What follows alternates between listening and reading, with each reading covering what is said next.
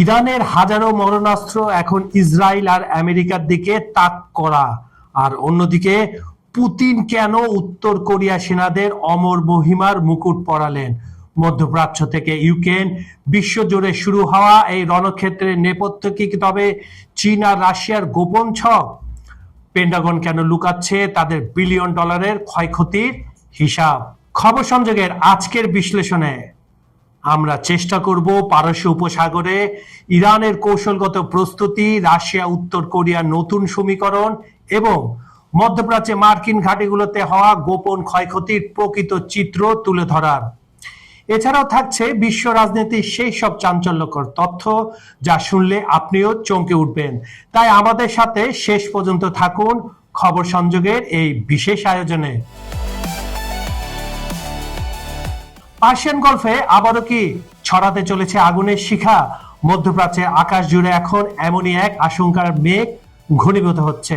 গোয়েন্দা প্রতিবেদন ও সামরিক বিশ্লেষকদের মতে যুক্তরাষ্ট্র ও ইসরায়েলের বিরুদ্ধে আসন্ন যুদ্ধে ইরান প্রায় 1000 প্রকারের ভিন্ন ভিন্ন অস্ত্র ব্যবহারের প্রস্তুতি নিচ্ছে।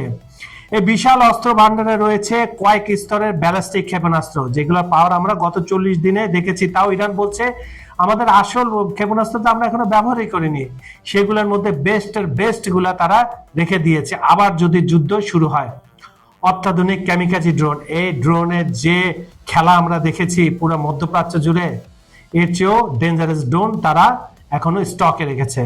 আর শক্তিশালী ইলেকট্রনিক ওয়ারফেয়ার সিস্টেম, যেটার পেছনে রয়েছে পুতিন এবং চায়না, এদেরই সহযোগিতায় অ্যাকুরেসি টার্গেট একদম পুরা মেরে দিয়েছে ইরান। আর আকাশে উড়বে রুশ ও চীনের ফাইটার জেট। ইরানের সামরিক বাহিনী দাবি করেছে সাম্প্রতিক যুদ্ধগুলো পর্যবেক্ষণ করে তারা ইসরায়েল ও মার্কিন বাহিনীকে পরাজিত করার নতুন রণকৌশল রপ্ত করেছে, যা যে কোনো সময় প্রয়োগের জন্য তারা প্রস্তুত। এদিকে ইসরায়েলের জন্য নতুন দুঃসংবাদ হয়ে দাঁড়িয়েছে ইরানের ছায়াযুদ্ধ এবং হাইব্রিড ওয়ারফেয়ার সক্ষমতা। বর্তমানে মধ্যপ্রাচ্যের পরিস্থিতি আপাত দৃষ্টিতে ঠান্ডা মনে হলেও এটি আসলে প্রলয়ঙ্কারী ঝড়ের আগে নীরবতা বলে মনে করছেন অনেকে। ওয়াশিংটন ও তেল আবিব ইতিমধ্যে ইরানের সামরিক স্থাপনাগুলোয় আঘাত হানার জন্য একটি নীল নকশা তৈরি করেছে বলে গুঞ্জন রয়েছে। এর অংশ হিসাবে পারস্য উপসাগরীয় অঞ্চলে মার্কিন প্রশাসন 3টি বিমানবাহী রণতরী মোতায়েন করেছে।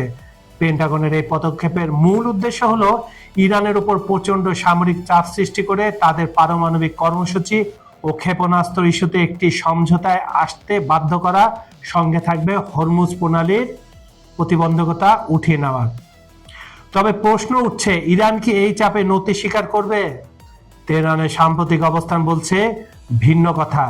তারা কোনো ধরনের সমঝোতায় যাওয়ার চেয়ে নিজেদের সার্বভৌমত্ব রক্ষায় সামরিক প্রতিরোধের পথকেই বেছে নিতে বেশি আগ্রহী। ফলে পারস্য উপসাগরে এই জলসীমায় আধিপত্যের লড়াই যে কোনো মুহূর্তে একটি বড় ধরনের যুদ্ধে আবারও রূপ নিতে পারে, যা বৈশ্বিক জ্বালানি বাজার এবং ভূ রাজনীতিকে আমূল বদলে দেওয়ার ক্ষমতা রাখে। ইউক্রেন যুদ্ধে উত্তর কোরিয়ার সেনাদের অবদানে পুতিনের কৃতজ্ঞতা প্রকাশ।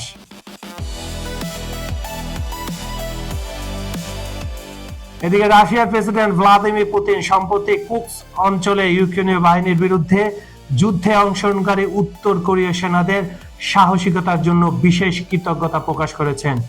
পিয়ংইয়ং এ বিদেশের মাটিতে সামরিক বীরত্বের স্মারক জাদুঘর এবং একটি বিশেষ স্মৃতিস্তম্ভ উদ্বোধন করার সময় তিনি ভার্চুয়ালি একথা বলেন।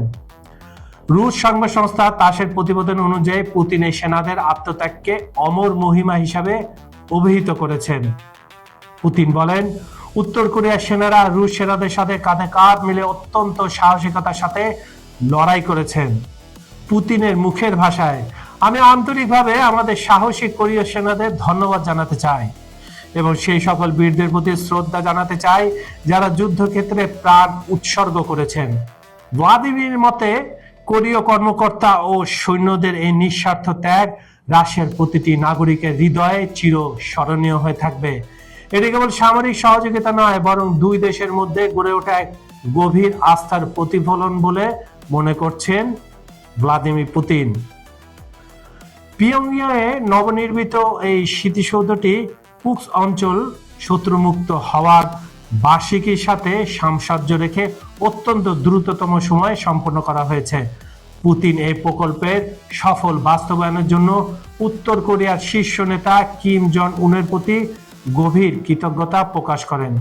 তিনি আত্মবিশ্বাসের সাথে জানান, এই মেমোরিয়াল কমপ্লেক্সটি দুই দেশের জনগণের মধ্যকার অবিচ্ছেদ্য বন্ধুত্ব এবং ঐক্যের একটি দৃশ্যমান প্রতীকে পরিণত হবে। উত্তর কোরিয়া রাশিয়াকে সৈন্য পাঠিয়ে অস্ত্র পাঠিয়ে সাহায্য করছে, কারণ এই দুই দেশই পশ্চিমাদের নিষেধাজ্ঞায় জর্জরিত।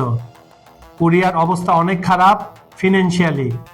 এখানে রাশিয়া তাদের টেকনোলজি সহ খাদ্য এবং যা যা সহযোগিতা তা এখন পর্যন্ত তারা করে যাচ্ছে, কারণ একটা সীমান্ত রয়েছে কিন্তু রাশিয়ার সাথে উত্তর কোরিয়াকেও বিচ্ছিন্ন দ্বীপ বলা হয়, কিন্তু এক পাশে চীন আরেক পাশে থাকছে আপনার যাকে বলে রাশিয়া, আর এই পাশে হচ্ছে 600 মাইল দূরে দক্ষিণ কোরিয়া এবং এদিকে জাপান অবস্থিত।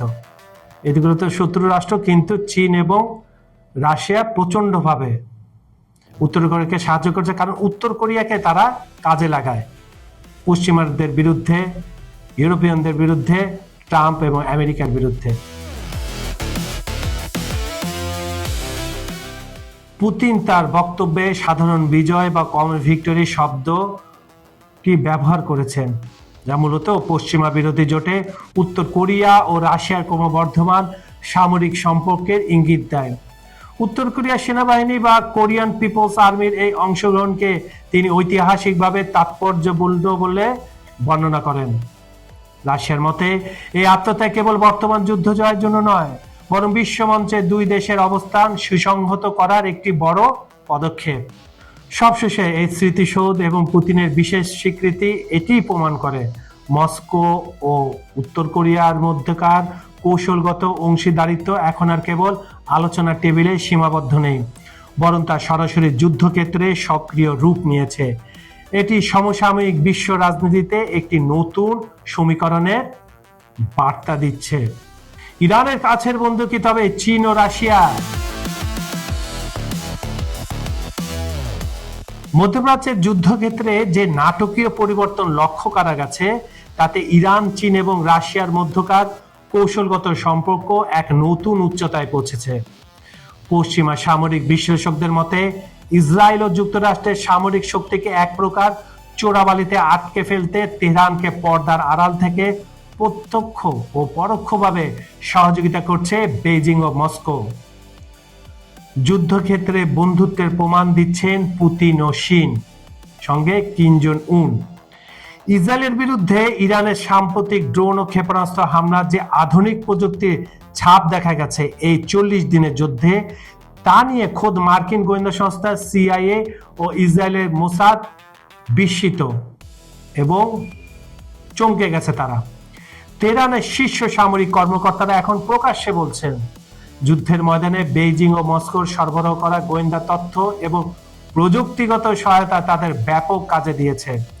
বিশেষ করে রাশিয়ান ইলেকট্রনিক ওয়ারফেয়ার আকাশপথের রাডার ব্যবস্থা ফাঁকি দিতে রাশিয়ার প্রযুক্তি ইরানকে সহায়তা করেছে বলে ধারণা করা হয়। চীনা স্যাটেলাইট ডেটা নিখুঁতভাবে লক্ষ্যবস্তু নির্ধারণে চীনা স্যাটেলাইট প্রযুক্তির ব্যবহার ইঙ্গিত পাওয়া গেছে, কিন্তু এই দুই দেশই অস্বীকার করছে পশ্চিমাদের কাছে। স্বীকার করার কি আছে? কোনো লাভ নেই। 40 দিনের যুদ্ধের সময় যখন মধ্যপ্রাচ্যে থাকা যুক্তরাষ্ট্রের সামরিক ঘাঁটিগুলো দফায় দফায় ইরানি ড্রোন ও ক্ষেপণাস্ত্রের কবলে পড়ছিল, তখন মার্কিন গোয়েন্দারা নিশ্চিত হন তেহরান কোনো অজ্ঞাত উৎস থেকে রিয়েল টাইম তথ্য ও লজিস্টিক্স সাপোর্ট পাচ্ছে। কারণ একেবারে সোজা, ইরানের এত পাওয়ারফুল স্যাটেলাইট নাই। তারা রাশিয়ার মাধ্যমে স্যাটেলাইট পাঠিয়েছে ঠিকই, কিন্তু এই ধরনের accuracy, real time intelligence report এটা পাওয়ার মতো ইরানের এখন এককভাবে নাই। সেটা তারা রাশিয়া এবং চীনের সাথে করছে। এই গোপন বন্ধুত্বের সূত্র ধরে বেইজিং ও মস্কোর নাম বারবার সামনে আসছে। যুক্তরাষ্ট্র ও ইসরায়েলের সামরিকভাবে ব্যস্ত রেখে তাদের শক্তি ক্ষয় করায় চীন রাশিয়ার মূল কৌশল বলে মনে করছেন সমর বিশেষজ্ঞরা। যুদ্ধবিরতির পরও অটুট রয়েছে এ বন্ধন। সবচেয়ে উল্লেখযোগ্য বিষয় হলো আপাতত যুদ্ধবিরতি হলেও ইরানকে সহায়তা করা থেকে পিছিয়ে আসেনি চীন ও রাশিয়া, বরং ইরানের প্রশাসন ও সামরিক বাহিনী এখন প্রকাশ্যে তাদের এই পরম বন্ধুদের অবদানের কথা স্বীকার করছে। ইরানকে আধুনিক যুদ্ধবিমান এবং উন্নত এয়ার ডিফেন্স সিস্টেম সরবরাহের প্রক্রিয়ায় এই বন্ধুত্বকে আরও দীর্ঘস্থায়ী রূপ দিচ্ছে। অন্যদিকে চীন ইরানকে দিচ্ছে রিয়েল টাইম স্যাটেলাইট ডাটা এবং এন্টি-শিপ মিসাইল, যা মার্কিন রণতরীগুলোকে চোখের পলকে সাগরে মিলিয়ে দিতে পারে। আরেকটি বড় জিনিস, এটা অনেক আগে থেকেই ইকোনমিক সহযোগিতা দিচ্ছে চীন ইরানকে। মধ্যপ্রাচ্যের এই সংঘাত কেবল আঞ্চলিক দ্বন্দ্বে সীমাবদ্ধ নেই, এটি এখন বৈশ্বিক পরাশক্তিগুলোর প্রভাব বিস্তারের লড়াইয়ে পরিণত হয়েছে, যেখানে ইরানকে ঢাল হিসাবে ব্যবহার করে চীন ও রাশিয়া সরাসরি ওয়াশিংটনের আধিপত্যকে চ্যালেঞ্জ জানাচ্ছে, সঙ্গে তেল আবিবকেও। মধ্যপ্রাচ্যে ইরানি হামলায় যুক্তরাষ্ট্রের প্রকৃত ক্ষয়ক্ষতির চিত্র ফাঁস হয়ে গেল। গত 28শে ফেব্রুয়ারি ইরান ও ইসরায়েলের মধ্যে সংঘাত শুরু হওয়ার পর মধ্যপ্রাচ্যে অবস্থিত মার্কিন ঘাঁটিগুলোতে ইরান ব্যাপক পাল্টা হামলা চালায়। মার্কিন সংবাদ মাধ্যম এনবিসির প্রতিবেদন অনুযায়ী পেন্টাগন আনুষ্ঠানিকভাবে যে পরিমাণ ক্ষয়ক্ষতির কথা স্বীকার করেছে, বাস্তবে ক্ষয়ক্ষতির পরিমাণ তার চেয়ে বহুগুণ বেশি এবং ভয়াবহ। 40 দিনের যুদ্ধে ইরানের ডজন খানেক লক্ষ্যবস্তুতে চালানো এই সুনির্দিষ্ট হামলায় মধ্যপ্রাচ্যের 7টি দেশে মার্কিন সামরিক অবকাঠামো ব্যাপক ক্ষতিগ্রস্ত হয়েছে। গোয়েন্দা সংশ্লিষ্ট সূত্রে বরাতে প্রাপ্ত তথ্যে দেখা যাচ্ছে, গুদামঘর থেকে শুরু করে কমান্ড, সদর দপ্তর এবং বিমান হ্যাঙ্গার ব্যাপকভাবে ক্ষয়ক্ষতি হয়েছে। উচ্চমানের রাডার ব্যবস্থা এবং স্যাটেলাইট যোগাযোগ অবকাঠামো ও যোগাযোগ ব্যবস্থা একেবারে অকেজ হয়ে পড়েছে। আর রানওয়ের পাশাপাশি কয়েক ডজন যুদ্ধবিমান ক্ষতিগ্রস্ত হয়েছে। এগুলোর চিত্র কিন্তু আমরা যুদ্ধকালীন সময় বিভিন্ন স্যাটেলাইটে দেখেছি। এই প্রাথমিক ক্ষয়ক্ষতি কাটিয়ে উঠতে এবং মেরামতে অন্তত $2 বিলিয়ন মানে $200 কোটি ব্যয় হতে পারে বলে ধারণা করা হচ্ছে। এতে গেল বেসের কথা, আর রণতলীগুলো কিন্তু ক্ষতি হয়েছে এবং সাবমেরিন থেকে শুরু করে কিছু যে তাদের যে ডেস্ট্রয়ার আছে, অ্যান্টিশিপ শিপগুলা, এগুলো কিন্তু ক্ষতিগ্রস্ত হয়েছে। তার মানে কি পরিমাণ, $100 বিলিয়ন ক্ষতিগ্রস্ত হয়েছে। কেন সবকিছু গোপন করছে পেন্টাগন? মার্কিন প্রতিরক্ষা দপ্তর, যাকে আমরা পেন্টাগন বলি, আর সেন্ট্রাল কমান্ড যেটা সেন্টাকম, এখন পর্যন্ত ক্ষয়ক্ষতির পূর্ণাঙ্গ বিবরণ কিন্তু প্রকাশ করেনি, দেশের ভেতরেও না, জনসম্মুখেও না। এই গোপনীয়তার কারণে রিপাবলিকান আইন প্রণেতাদের মধ্যে তীব্র অসন্তোষ তৈরি হয়েছে। রিপাবলিকান তো ক্ষমতায় আছে, তারপরেও কংগ্রেসনাল সহকারীরা অভিযোগ করছেন, পেন্টাগন ইতিহাসে সর্বোচ্চ বাজেট দাবি করলেও যুদ্ধক্ষেত্রের প্রকৃত ক্ষয়ক্ষতির তথ্য দিতে গড়িমসি করছে। এই বিশাল অঙ্কের ক্ষয়ক্ষতি এবং ঘাঁটিগুলোর নিরাপত্তাহীনতা বর্তমানে একটি বড় বিতর্ক উস্কে দিয়েছে। প্রশ্ন উঠছে, ইরানের মতো শক্তিশালী প্রতিপক্ষের এত কাছাকাছি মার্কিন ঘাঁটি এবং উচ্চমূল্যের সামরিক সরঞ্জাম রাখা কতটা যৌক্তিক? বন্ধুরা, আপনার ব্যবসা বা প্রতিষ্ঠানকে আরো বড় পরিসরে পৌঁছে দিতে চান, আপনার ব্র্যান্ডকে তুলে ধরুন হাজার হাজার মানুষের সামনে সহজেই, দ্রুতই।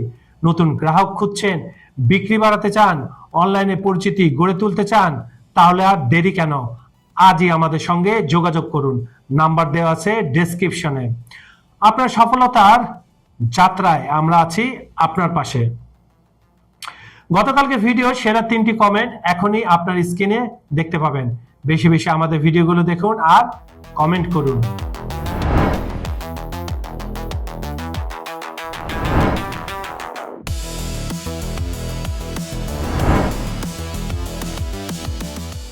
বন্ধুরা, তবে আসল খেলা কি কেবল শুরু হলো?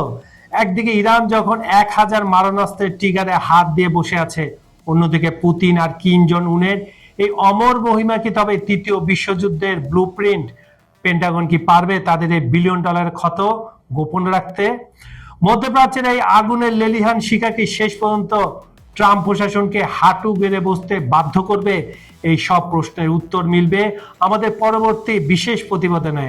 তাই বিশ্ব রাজনীতির এই দাবা খেলার প্রতিটি চাল সবার আগে জানতে খবর সংযোগ সাবস্ক্রাইব করে বেল আইকনটি এখনই চেপে রাখুন। আজকের এই রণকৌশল নিয়ে আপনার মতামত কি? চীন রাশিয়া কি আসলে ইরানকে ঢাল হিসাবে ব্যবহার করছে? আপনার সাহসী মন্তব্যটি আমাদের কমেন্ট বক্সে লিখে জানান। সেরা কমেন্টগুলো কিন্তু আমরা পরের ভিডিওতে স্ক্রিনে দেখাবো। পৃথিবীর যে প্রান্ত থেকে আমাদের দেখছেন, ভালো থাকুন, সচেতন থাকুন, আর আমাদের আপনারা যেখান থেকে দেখছেন কমেন্টে জানিয়ে দিন সেই শহর, সেই গ্রাম, সেই দেশের নাম। দেখা হচ্ছে আগামী পর্বে আরো এক চাঞ্চল্যকর বিশ্লেষণ নিয়ে। আমি কাজল হায়দার আজকের মতো বিদায় নিচ্ছি। আল্লাহ হাফেজ।